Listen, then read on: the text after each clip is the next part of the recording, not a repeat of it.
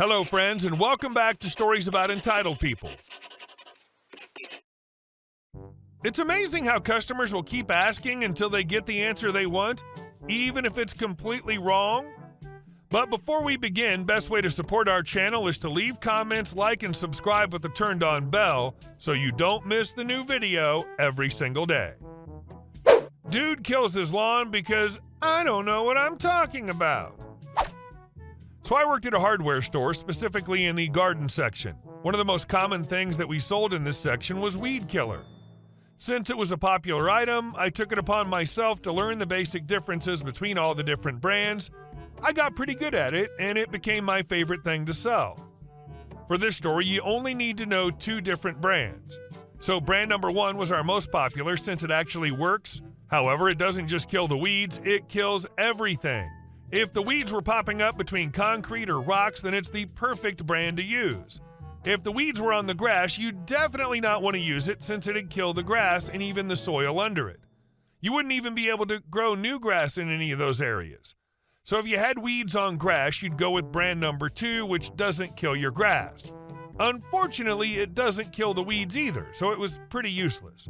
I know this from actually using it myself and from coworkers and countless customers telling me. Due to this, I would always tell customers with weeds on grass that brand number 2 is the best we have, but I'd always tell them that it doesn't work.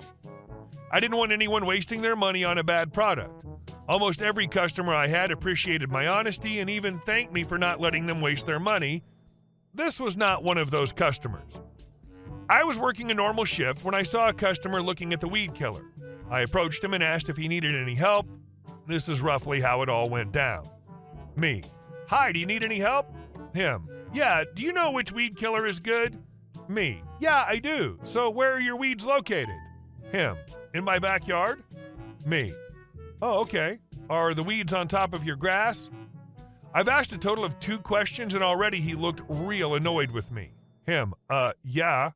Me: "Okay, then brand number 2 would be your best bet, but honestly, it doesn't really work." Him: "What? Why not?" Me: "Well, I actually used it before and it killed like 2 weeds." This guy starts getting very irritated and starts getting mad. I try to keep up my friendly customer service voice, but in my head, I'm annoyed AF. Him: "Did you even use it right?" Me: "It was actually my dad who used it and I'm pretty sure he followed the instructions." Him: "Pretty sure?" Me: "Well, a lot of customers have told me it doesn't work too. You can try it out yourself if you want, but it would honestly be a waste of money." Him: "Okay, then what about this brand?" I look and see that he's pointing at brand number 1. Him: "My friend told me it's good." Me: "Oh, brand number 1? Yeah, it's good, but not for your situation." Him: "Why?" Me: "Because it's a really strong product. It'll kill your weeds, but also kill your grass." Him: "I can just put new grass seed after, right?" Me: "That actually wouldn't work. Brand number 1 will kill the soil." Him: "Kill the soil? Okay, you don't know what you're talking about. How old are you?" I was 19 at the time, but honestly looked more around 16. A lot of people ask my age when I worked here thinking I didn't know anything. Happened way too often. Me: "I'm 19. Him: "Can you get me someone older, someone with more experience?" Now, I'd been working there for almost a year at this point, and I'd say I'm quite experienced, especially with the weed killer. There was only one other garden employee with me, and he was much older than I was. He was pretty new, only been working there a few weeks, but he was older, so I found him and asked him to help a customer buy the weed killer. I watched from afar as they talked for a few minutes. The customer finally picked up a jug of brand number 1 and walked off. Out of curiosity, I asked my coworker how it went. Basically, the customer said he'd just plant new grass seed if his grass died, and my coworker said it'd work. My coworker didn't know, and I don't blame him. Even I didn't know about the soil rot until my manager told me. Anyways, I told him about soil rot and continued my shift. A couple weeks later, I had a shift with one of my closer coworkers, and she told me about an extremely rude customer that she had the other day. A very angry man came in telling her how he'd used brand number 1 in his yard and it killed the grass, and the grass seed he planted still hasn't grown. He even showed pictures of his extremely patchy grass. She told him what I said about how the soil dies. He was really mad since he was told by my other coworker that the grass would grow. Luckily, that coworker wasn't working that day. I don't know all the details, but apparently he talked to the manager as well. The dude really should have listened to me, but it's whatever. I just wish I could see how bad his backyard looked. People will keep asking people until they find the answer they want to hear. This also applies when you give someone advice. And our second story. I do work here, lady, and have just the vacancy you need. I was working in London, mid-90s, as an assessor for a social work team. My job entailed visiting homes for the elderly, over 65s, and completing an assessment or review to check they were doing well, were happy, and still met the criteria for the funding in order to remain where they were. I had booked a meeting at a local home that was registered for people who were diagnosed with some form of dementia. We used to use an archaic term for such homes. They were called EMI. This stood for Elderly, Mentally, and Infirm. This term is no longer used, and even at the time, those of us working in this field knew it was appalling. I'd booked to visit such a home and arrived probably 10 minutes early. I was immediately ushered into an office and asked to sign the visitor's book.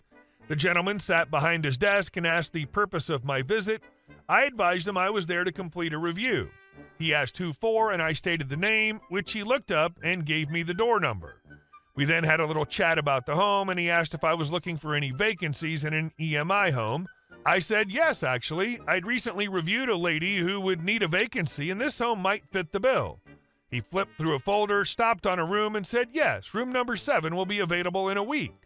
He told me the cost of the room, and I stated I could take a look. I agreed that I would take a look after my review. As I got up to leave, he asked what was happening to the resident in room 7. He replied, "Oh, I'm going to be out of here as soon as I bloody can, so the room is yours." As I turned to ask what he meant, the actual manager of the home came in and asked who I was and promptly asked the man who he called David if he could give us 5 minutes alone. When David had left, I advised the manager that David had just offered me room number 7. After a little time spent laughing, the manager explained that all residents were given job roles within the home and that David's, who was diagnosed with Alzheimer's, was office admin. He said this was the first time David had attempted to do the manager's role, but had done it so brilliantly that it may be time for a promotion. I've never forgotten David or the other residents I met that day, many who were interchangeable with the actual staff, running their own home in their way. It was truly inspiring. And our next story.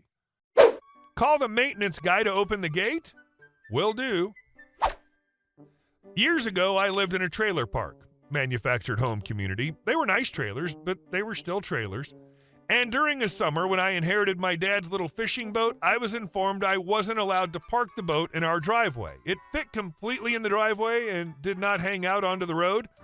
When I mentioned that this rule was nowhere in my lease, they said, "Oh, that rule was changed just this year. It'll be on your next lease." And it was. I asked what they expected me to do with my boat, and they said, "There's a community lot at the end of the block where tenants are expected to park their trailers and boats. You can park it there for free." Great, that'll free up space in my driveway then. I decided to play along instead of fighting it, and when I went to get my boat out of the lot that Saturday, the gate was locked. I impatiently stomped over to the office, telling them I wasn't told the gate would be locked and I wasn't given a key to get my boat out. "Oh, the residents don't get keys to that gate." Hold up, you're requiring me to park my boat there, but you're not giving me access to my boat? All you have to do is call the park maintenance guy when you need to get something out, and he'll come open it up. Now, I tried to argue with her about how inconvenient that is for literally everyone involved, and how it'd be so much simpler to just make a bunch of copies of the key and sign one over to each person who has to keep something there. Hell, let me borrow the key right now, and I'll go down to the hardware store and I'll pay to get my own copy made. You could even make us all sign for the keys with a fee if we lose it. Sir, we don't do that for security reasons. If there are multiple keys floating around out there, anyone can get access to your boat. I decided to ignore how stupid that was, since if my boat was in my driveway, where I really wanted it, anyone could get access to it, and that's what tongue locks are for. Smiled and said, "You know what? You're right. I wasn't thinking clearly. Please give me the phone number for the maintenance guy, and I'll just give him a call when I need to get my boat out." I went home and checked the weather for the weekend. Warm, sunny, and calm all Sunday. Sounds like a perfect day for fishing. And you know what? I want to make the most out of my fishing trip, so I'm going to get an early start. I woke up at 5 in the morning, got myself all ready, packed my gear into the back of my truck, and drove over to the trailer lot. I then called the maintenance guy, who answers with a groggy and clearly still half asleep. Hello? Me, in my best crap-eating chipper voice. Good morning. I was told I have to call you to get my trailer out of the lot. Him. It's like 5 in the morning. You're going to have to wait. Me. No, sir. I've got things to do today, and I need to get an early start, so I'm going to need to get into that lot now. Him, with noticeable irritation in his voice. Give me 5 minutes. About 10 minutes later, he pulls up to the gate, very visibly disgruntled about the whole thing. I just give him a smile and a good morning. Him, as he's unlocking the gate, you need your trailer to move tree limbs or something? Me. Oh no, my boat's on it. I need it for fishing. Him. That couldn't wait until a decent hour? Me. No, my life doesn't revolve around your sleep schedule. Of course, if I had my own key to this gate, you wouldn't need to be here at all. I had a great day fishing. When I got back, the gate was no longer locked, and I never saw a lock on it again. 5 a.m.-ish sounds like a perfect time to leave for a day of fishing, depending on how far you have to drive. And our last story. Entitled neighbors demand we move our fence. Background. I moved into a new house around September of 2018 with my family. I wanted a big place, so we got one with a big open concept and a fairly sized backyard. Now on to the story. About a week after moving in, I introduced myself to the neighbors. When I introduced myself to my entitled neighbors, they seemed nice at first. Then the next day, the couple came out screaming as we were moving in the playset for my kids, demanding that we move our fence. I responded saying no, but they just kept screaming about it and said we were 10 feet on their property. I didn't buy it. I knew what they were trying to do was scam me out of my property. The next day, my son came in crying, saying he was climbing the tree and fell on the fence and landed in the entitled neighbor's yard. He said they just started screaming at him, saying he was stupid. I'm very protective of my kids, so I went out and got mad at them, and they said, that's what you get for not moving your fence. The next day, I hired a contractor to come take a look at the property line. Guess what? Not only was it on the line fine, they were around 10 feet on our property. So when we got a new fence, because the old one was rotting, we moved ours to where it should be. But they were losing it at us, and when we showed them the paperwork, we got them to shut up. We got the new fence in, but one of their sprinklers was on our side.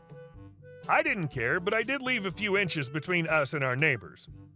Hey guys, thank you all for watching the video. I'll see you in the next one.